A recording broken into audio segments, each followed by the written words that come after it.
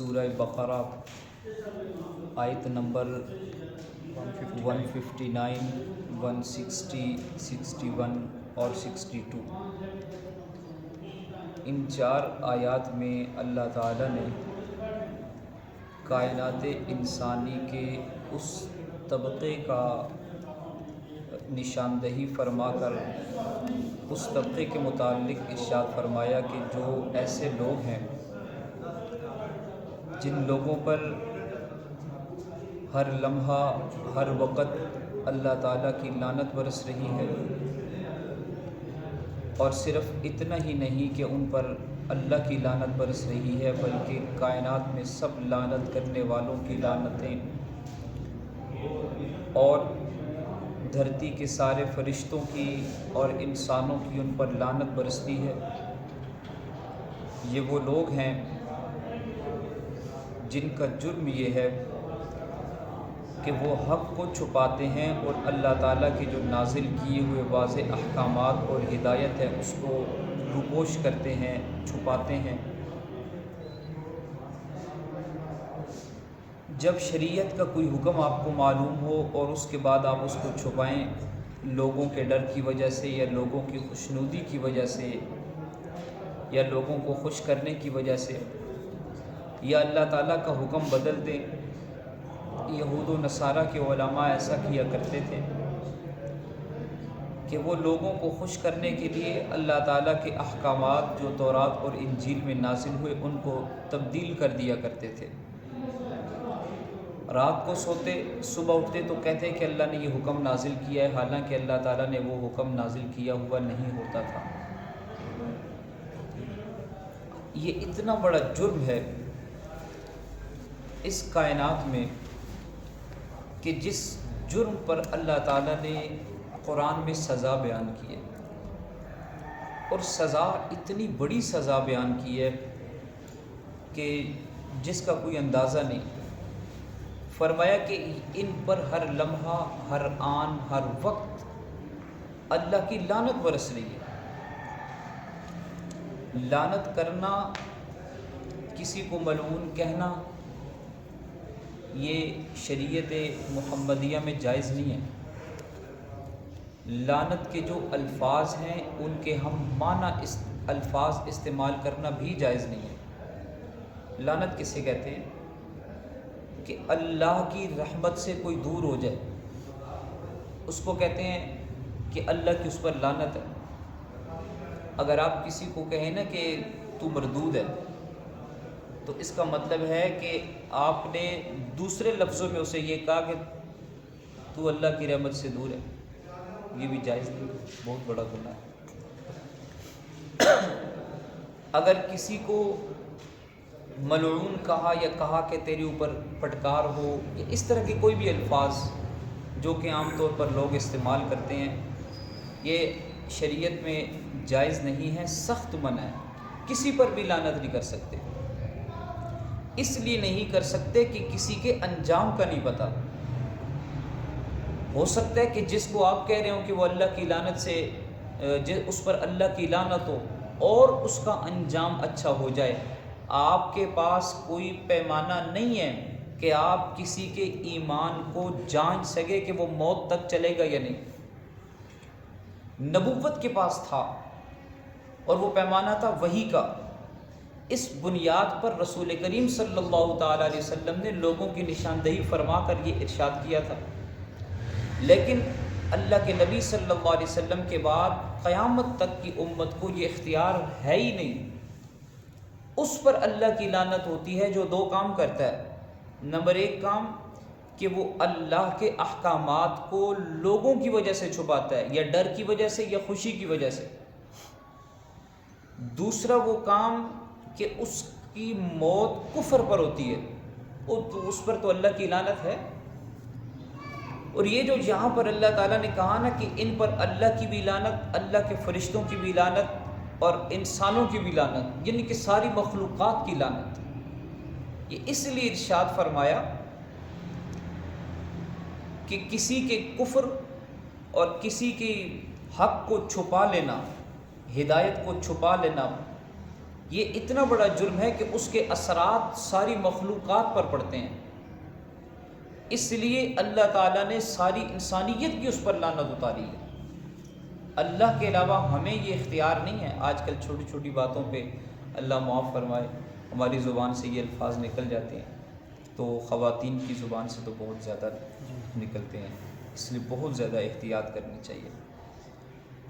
فرمایا ان الذین، یقیناً وہ لوگ، یکتمون، جو چھپاتے ہیں، ما، وہ احکامات، ما سے مراد وہ احکامات، انزلنا، جو ہم نے نازل کیے، من البینات، واضح احکامات، واضح، بینات کہتے ہیں واضح، روشن، والہدا، اور ہدایت کو چھپاتے ہیں، من بعد ما بیناہ للناس، بعد اس کے بھی کہ ہم نے کھول کھول کر بیان کر دیے وہ احکامات لوگوں کے لیے اس کتاب میں، بیناہ، ہم نے بیان کر دیے ہیں وہ، للناسی، لوگوں کے لیے، فی الکتابی، اس کتاب میں، یعنی کہ قرآن مقدس میں۔ اس سے بڑے مسائل علماء کرام نے لکھے ہیں آیت کے اس حصے سے، جس میں سے ایک مسئلہ یہ لکھا ہے کہ اگر آپ کو کسی شریعت کے مسئلے کا علم ہے، صحیح علم، مکمل علم، تو آپ اس سے چشم پوشی نہیں کر سکتے، اس کو بتانا ضروری ہے، ضروری ہے، فرض ہے آپ پر۔ دوسرا اس آیت مبارکہ سے، آیت کے اس حصے سے مسئلہ یہ بھی مستنبط کیا ہے معارف القرآن میں مفتی شفیع عثمانی صاحب نے، کہ اگر آپ کو کسی بات کا صحیح علم نہیں ہے تو آپ کے لیے بتانے کی اجازت بھی نہیں ہے، پھر آپ بتا نہیں سکتے۔ یہ وہ لوگ ہیں کہ اولئک، یہی وہ لوگ ہیں، یلعنہم اللہ، کہ ان پر اللہ تعالیٰ لعنت برسا رہے ہیں، کہ ان کو اپنی رحمت سے دور کر رہے ہیں، لعنت کا یہ مطلب۔ وَيَلْعَنُهُمُ اللاعنون، اور لعنت کرتے ہیں ان پر سب اللاعنون، لعنت کرنے والے، الا الذین، ہاں وہ لوگ، کفر اور حق کو چھپانا بہت بڑا گناہ ہے، لیکن توبہ اتنا بڑا عمل ہے کہ فرمائے الا الذین تابوا، ہاں وہ لوگ جنہوں نے توبہ کر لی، وَأَصْلَحُوا، اور صرف توبہ نہیں کی بلکہ توبہ کرنے کے بعد اپنی اصلاح بھی کی۔ اصلاح ہوتی ہے اکابرین امت، علماء امت، اور مصلح جو اصلاح کرنے والے مربیین ہیں ان کے ساتھ اپنا تعلق جوڑنے سے۔ آمنوا اتقوا اللہ، اے لوگو اللہ سے ڈرو، وکونوا مع الصادقین، اور سچوں کے ساتھ جڑ جاؤ، ان کے ساتھ جڑ جانے سے اصلاح ہوتی ہے۔ وَأَصْلَحُوا، اور پھر اپنی اصلاح کی، وَبَيَّنُوا، اور پھر بیان کرنے لگے، اصلاح کرنے کے بعد بیان کرنے لگے، کیا؟ وہ جو انہوں نے چھپایا تھا وہ۔ توبہ کرنے کے بعد جس گناہ پہ آپ توبہ کر رہے ہیں اس گناہ کا تدارک کرنا بھی ضروری ہے۔ مثلا نماز چھوٹ گئی ہے، اس پر توبہ کی ہے گناہ پر، جو چھوٹی ہے اس کو پڑھنا بھی تو ہے۔ یتیم کا کوئی مال ہاتھ لگ گیا، میں نے کھا لیا، تو اب جب میں نے اس گناہ سے توبہ کر لی تو دینا بھی تو ہے۔ وَأَصْلَحُوا، اصلاح کی، پھر وَبَيَّنُوا، اور بیان کرنے لگے جو انہوں نے چھپایا تھا وہ۔ فَأُولَٰئِكَ أَتُوبُ عَلَيْهِمْ، تو یہی وہ لوگ ہیں کہ جن کی توبہ کو میں قبول کروں گا، یعنی کہ میں انہیں معاف کر دوں گا۔ أَتُوبُ عَلَيْهِمْ، جنہیں میں معاف کروں گا۔ وَأَنَا التَّوَّابُ الرَّحِيمُ، اور میں ہی تو وہ ہوں، التواب، توبہ کو قبول کرنے والا، الرحیم، اور رحم کرنے والا۔ ان الذین کفروا، یقیناً وہ لوگ جنہوں نے کفر کیا، وماتوا، اور پھر وہ مر گئے، وہم کفار، اس حال میں مر گئے کہ وہ کافر تھے، ان کے دل میں کفر تھا، اس حال میں ان پر موت آئی۔ اولئک، یہ وہ لوگ ہیں، علیہم، کہ جن پر برس رہی ہے، لعنت اللہ، اللہ کی لعنت، ہمیشہ کے لیے ان پر لمحہ لمحہ برس رہی ہے۔ اور صرف اللہ کی نہیں، والملائکہ، اللہ کے سارے فرشتوں کی لعنت ان پر برس رہی ہے، صرف فرشتوں کی بھی نہیں، والناس اجمعین، سب کے سب انسانوں کی لعنتیں بھی ان پر برس رہی ہیں، یعنی کہ سب ان کے حق میں بد دعا کر رہے ہیں۔ خالدین فیہا، یہ ہمیشہ رہیں گے اس میں. کس میں؟ اللہ کہہ رہے ہیں کہ ان پر اللہ کی، فرشتوں کی اور سارے لوگوں کی لعنت برس رہی ہے. فوراً کہا خالدین فیہا، یہ ہمیشہ اس پھٹکار میں رہیں گے، یہ ہمیشہ اللہ کی لعنتوں کی گرفتار میں رہیں گے. یہ اس جرم کی وجہ سے اللہ کی لعنت میں گرفتار رہیں گے. لا یخفف عنہم العذاب، ہلکا نہیں کیا جائے گا ان کا عذاب. یہ کتنا بڑا عذاب ہے. انسان جب گناہ کرتا ہے، اللہ تعالیٰ معاف فرمائے، انسان جب گناہ کرتا ہے تو پہلا عذاب کیا آتا ہے؟ نیکی کی توفیق لے لی جاتی ہے. پہلا عذاب گناہ گار انسان پر اللہ کی طرف سے پہلا عذاب. نماز با جماعت کی توفیق لے لی اللہ نے، سجدوں کی توفیق لے لی، تہجد کی ایک روٹین تھی وہ لے لی، تلاوت کی ایک ترتیب تھی اس سے اللہ تعالیٰ نے دور کر دیا.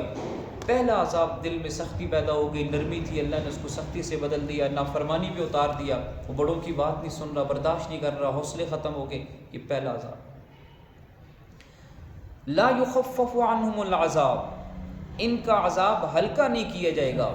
ولا ہم ینظرون، اور نہ ہی انہیں مہلت دی جائے گی، انہیں مہلت بھی نہیں دی جائے گی.